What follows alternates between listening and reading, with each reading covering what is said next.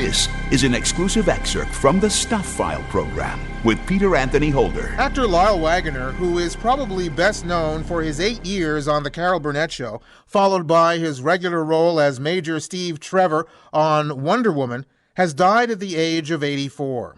While he was known for all of the work he did in front of the camera, his true success and his wealth came from the business he started in 1979. It was Star Wagons, a company that leases customized location trailers for use by the entertainment industry. I had a chance to catch up with Lyle back in April of 1999, which gave us a chance to talk about his business and his previous career on our television screens. Here's part of that conversation now. You have not necessarily been on television a lot of late, but you've been keeping very, very busy.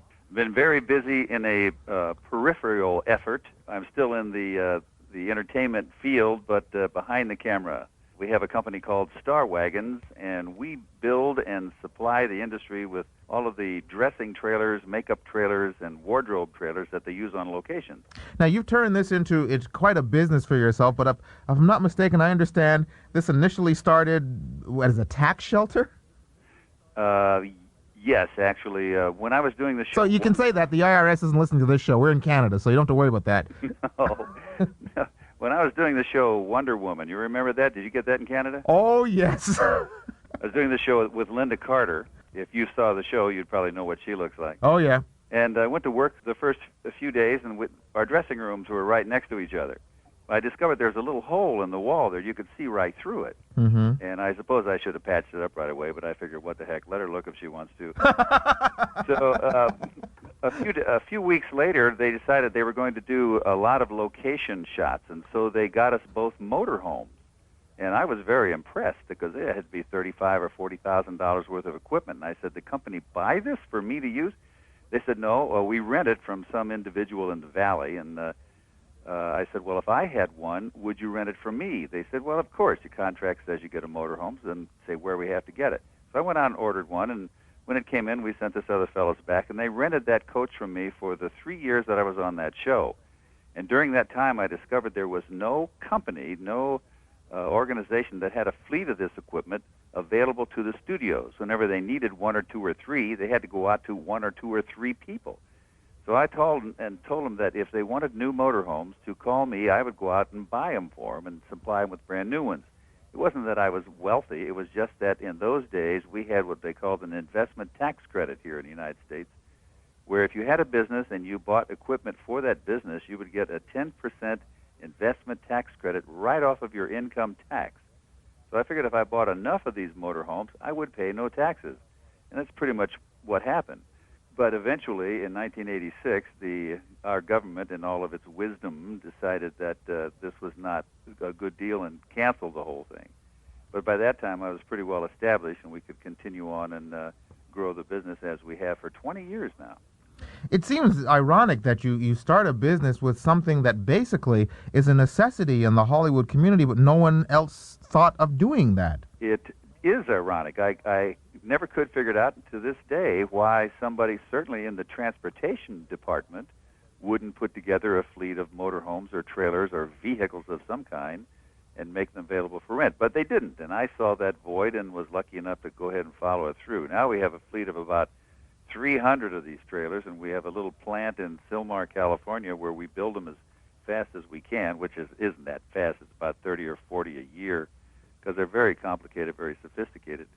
But we've got quite a niche here that we are filling. Do you have any competition these days? I mean, before when you started, there was nobody else. No, there wasn't. And we have other suppliers, but I don't consider them competition because they don't have a plant. They don't build their own. They buy travel trailers and convert them, and in most cases simply take our overflow, which is a pretty good position to be in. As I mentioned right off the top, Carol Burnett Show has found a new life here in Canada on the Comedy Network, and that's big news because it's been a few years since we've seen the repeats when they first stripped it down as Carol and Friends a couple of years ago. Well, I'm glad to hear that. That means there might be a residual or two coming through. I might be able to get my couch recovered this year. You were on that show for all of the 11 years, right? No, I was on it for 8 years, and then I knew the show couldn't last forever. Like every television show gets canceled eventually, and they had never syndicated a variety show. And I said, boy, once this goes off the air, I'll have nothing. So I better look for something that's got possibilities in syndication. So the Wonder Woman people offered me this position, and I said, okay, let me do that.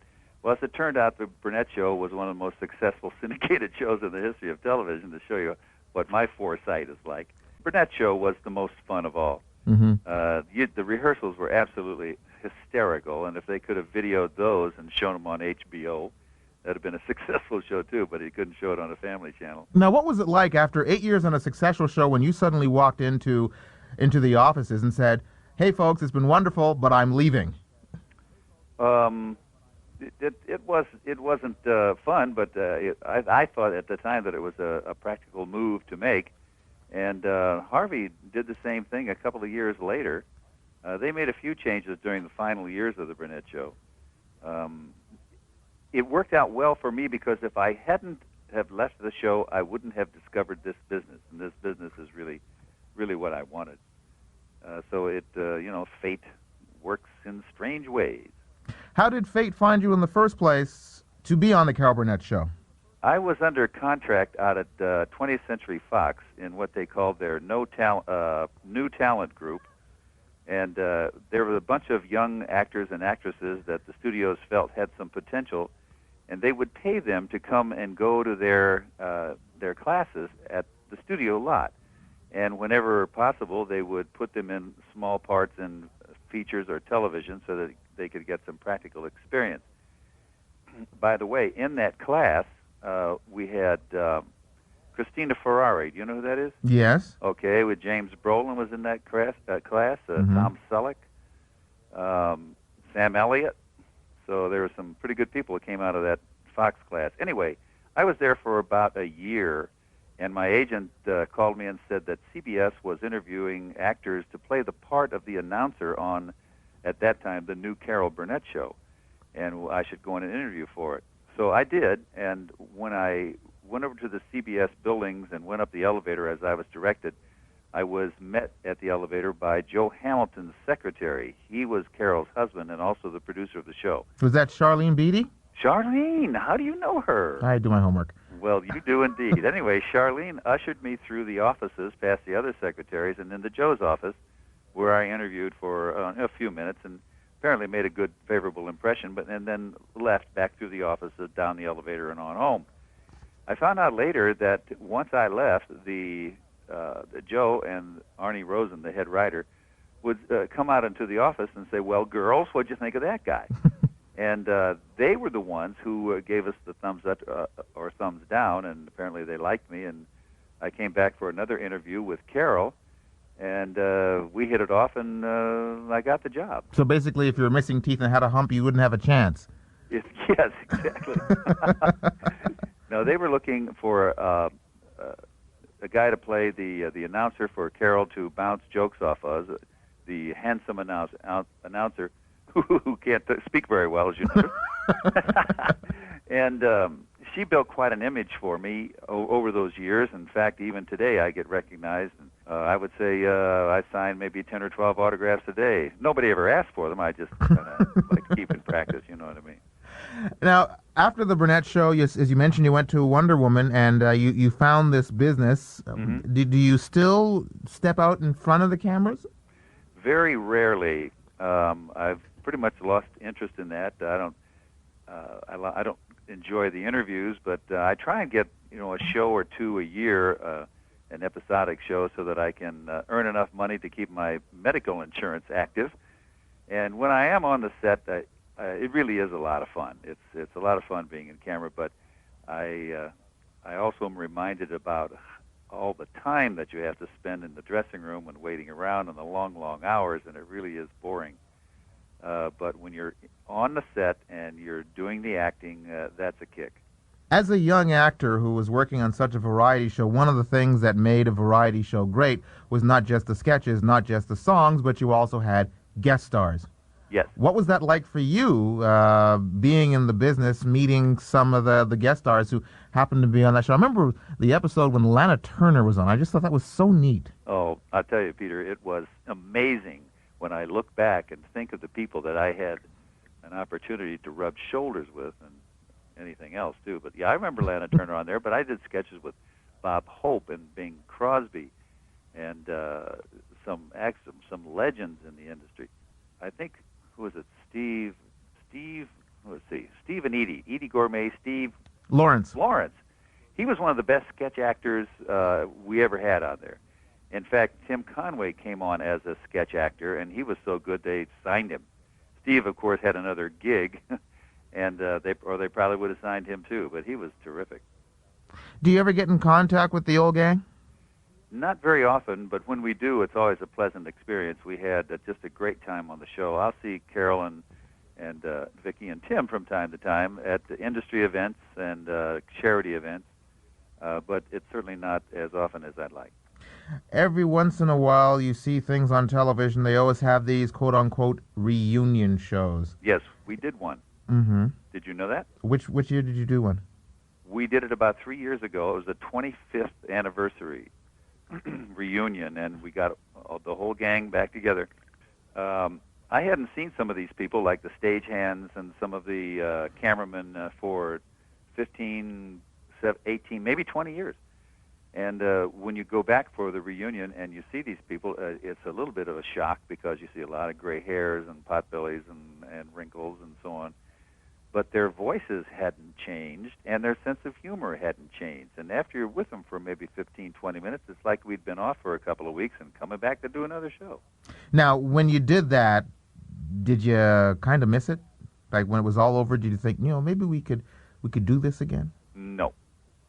Nope, I didn't. I enjoyed it while we were there, but I didn't want to do it again. I was anxious to get back to my business, which is I only go in for about 2 hours a day and then play a lot of golf and have a good time. So it's like a high school reunion. You're glad to go back and meet everyone, but you don't want to go back to high school. Exactly. We're talking to actor Lyle Waggoner, who is actually a businessman these days. He owns a company called Star Wagons, supplying those big trailers for, I guess, television and film. Is that the deal, basically? Well, anybody in the industry. We supply all the trailers on ER and Diagnosis Murder and Charmed and X-Files and Everybody Loves Raymond, Deep Space Nine, and about 36 or 7 other television series, not to mention all of the movie stars like Pierce Brosnan and Jim Carrey, Kevin Costner, Robert Redford. Goes on down to even Steven Spielberg was in one of the trailers not long ago, and he didn't have a very big one. And matter of fact, his request was that all the mirrors in the trailer be covered. Don't know why. Maybe it's because he's a hard worker and he just didn't want to be distracted by mirrors. Bill Clinton was in one. He had one-day thing out at Universal Studios. We had to deliver the trailer 2 days in advance so that the Secret Service could come in there and look for Monica, but they'd never found her. Tom Hanks uses them, George Clooney, and I think every major star and not-so-major stars have been in Star Wagons. Thank heaven. So what's it like to go from being an actor to being the boss? I like being boss. Boss is good. I worked hard, to start the business. In fact, when I started it, I was, a nationally known television personality, and here I was out in a gravel lot scrubbing tires and cleaning out toilets of these motorhomes so I could start this business. And I did that kind of work for a long time until it kind of took off, and I was able to hire people to do that kind of thing. We have about 50 employees now, and it gives me time to take off and relax. Now, you say you don't act very much anymore these days. Correct. But please don't tell me that voice is going to waste. Well, I'm afraid so. Oh, come on. You call it going to waste. Well, in this business where there are so many voiceover artists out there. Oh, yes, but they are artists, too. They're really good. That is such a competitive field, as you probably already know. And they have a lot more talent than I do. Well, I think you're selling yourself short, sir. Well, maybe I'll go out and get my agent and say, let's cut a demo tape. Lyle, I thank you very, very much for being on the program with us this evening. You're welcome. Thanks for having me. And it's very interesting to hear that you have been even more successful in your own life as a businessman with your company, Star Wagons. Continued success. I feel very fortunate. Thank you, Peter. That was a conversation with the very funny and very humble Lyle Waggoner. Lyle died on March 17th at the age of 84. He was a classy gentleman who had a good head for business and was even more successful out of the limelight than he was coming into our homes regularly via our televisions. Lyle is survived by his wife, Sharon Kennedy, and his two sons, Jason and Beau. He will be missed. You've just heard an exclusive excerpt from the Stuff File program with Peter Anthony Holder. To hear any or all of the full hour-long shows, visit thestufffile.com. Stuff is spelled S-T-U-P-H. That's thestufffile.com. A presentation of Flying Fish Communications.